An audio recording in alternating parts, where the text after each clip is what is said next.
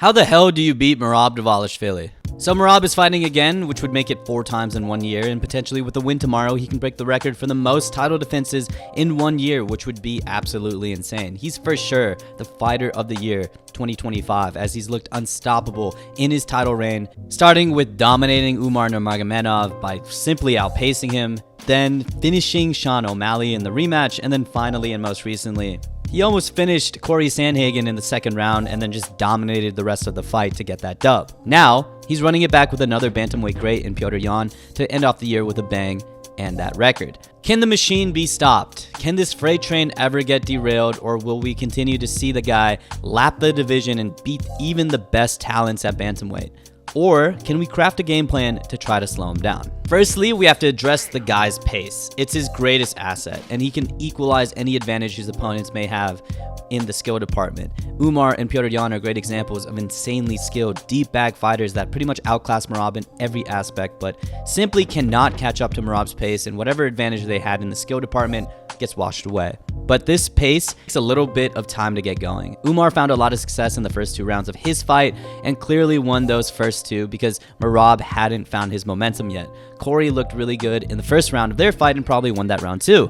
Merab got caught very early in his fight with Henry Cejudo, and on the flip side, like Petr Yan, who's a slow starter, could not find anything early, and when he was supposed to flip it on in the later rounds, Merab already found his momentum and pretty much won 50-45. I'm not saying Merab is necessarily a slow starter, he's just best towards the end of his fights, and it takes a little bit of time for Merab to build that godly momentum.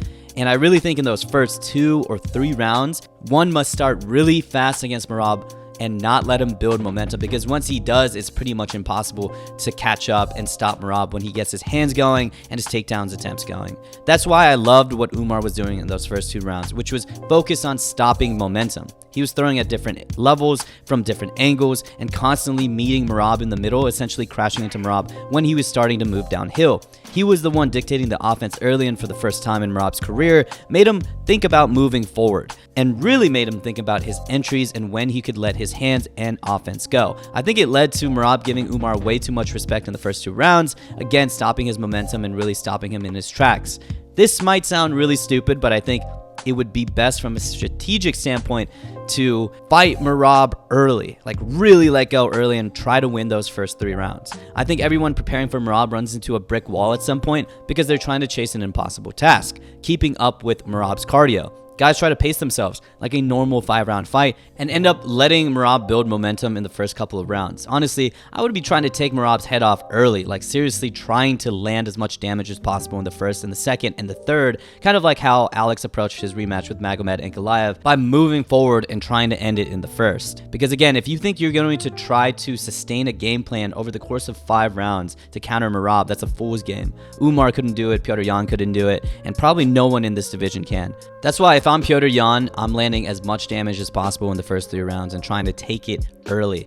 All you need is 3 rounds to win a 5-round fight. So again, I would try my best and go all in on those first 3 rounds and just pray to God I don't get finished in the last 2. And what I'd also recommend is checking out my sponsor at DraftKings. C323 is already almost here, and I'm really excited to see my boy Joshua Van take on Alexander Pantoja to become one of the youngest champions in UFC history. Also, we have Merab taking on Petr Yan again, which should be really fun. And what I'm also excited for is to share to you guys what DraftKings has, which is that new customers who bet just $5 can get $200 in bonus bets if your bet wins.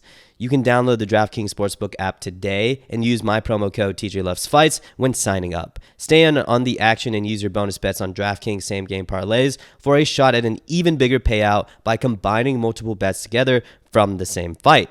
And if you love the thrill of live betting, DraftKings has got you covered. You can bet on star player props and in-progress fight right as they happen, making watching the matches that more exciting. If sports betting is not yet available in your state, don't worry. You can still join in on all the fun with DraftKings Pick 6 and have the shot to win cash prizes. So again, download the DraftKings Sportsbook app now today. New customers use my promo code TJLovesFights and turn $5 into $200 if your bet wins. Paid instantly in bonus bets. The crown is yours. That's promo code TJLovesFights only at DraftKings Sportsbook.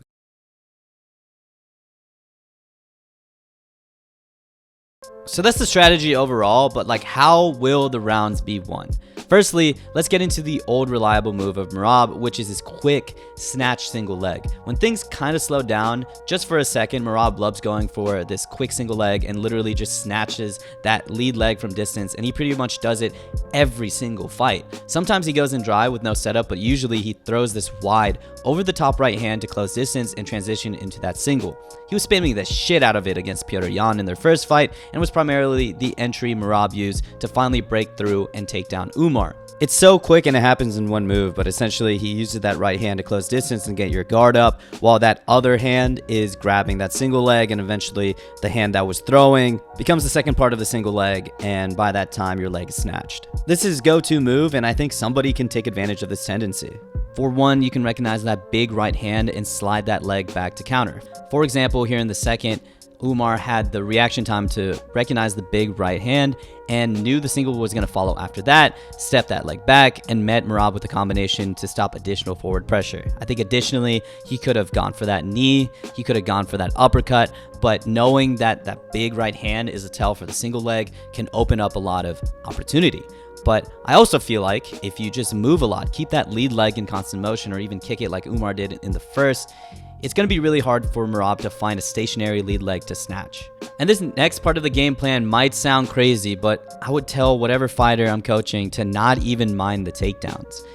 Okay, sure, there's a couple tells for Merab's go-to takedowns, and a lot of people stuff Merab's takedowns really, really well, but I think Merab uses these takedowns to not only tire his opponents physically, but mentally as well. I think Merab's cardio is great, but he's equally so good at tiring his opponents by constantly threatening the takedowns in between his non-stop boxing. And that decision making between having to look for and defend shots while also trying to defend and counter the hands mentally fatigues opponents, which leads to opponents fatiguing physically and not allowing themselves to throw at will. But I would argue that you shouldn't even have to worry about the takedown attempts because of the lack of top control and submission attempts. Okay, outside of Sean O'Malley's rematch, Merab doesn't usually choose to get dominant top control, let alone go for submissions. It's simply something to mix into his offense and keep guys guessing and tiring them out. So fuck it. Don't even worry about the takedown when it happens. Pretty much every opponent has gotten up from Merab's takedowns and have gotten up fast. Merab isn't looking to be Islam or Hamzat, he's spamming them to break down opponents. So when you're on the feet, fully take advantage of the striking window. Move forward and forget about the takedown. You can deal with it when it happens.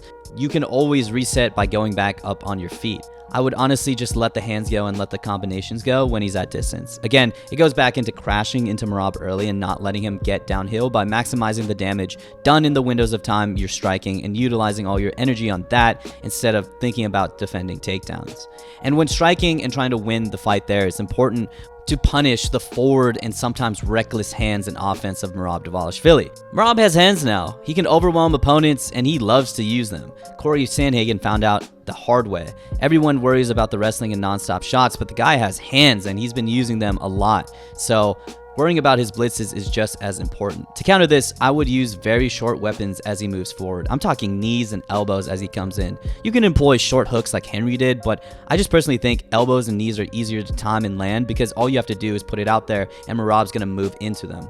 Corey did this beautifully a lot in their fight as he puts that knee out as Merab comes in and lands to the body. And I'm surprised no one's really throwing elbows against Merab as he goes in because he wings shots and moves forward, often blind with his head forward. So I can see an elbow cutting his giant block head or a spinning elbow coming out of nowhere to punish over aggression.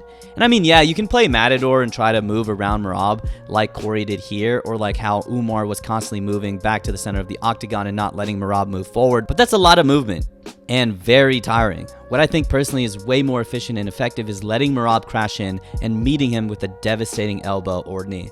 It's the ones that you don't see coming that land, and Merab is going to be comfortable moving forward and not predict that knee, elbow, or especially that spinning elbow that's coming in and meeting him in the middle. But what do you guys think about this game plan?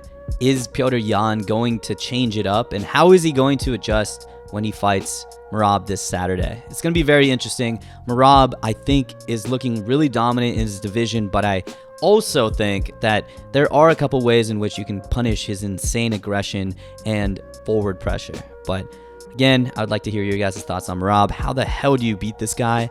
And who do you think is going to win on Saturday? And how is that person going to get it done? And why is it Merab? Thanks guys for watching, and I'll see you in the next one. Peace.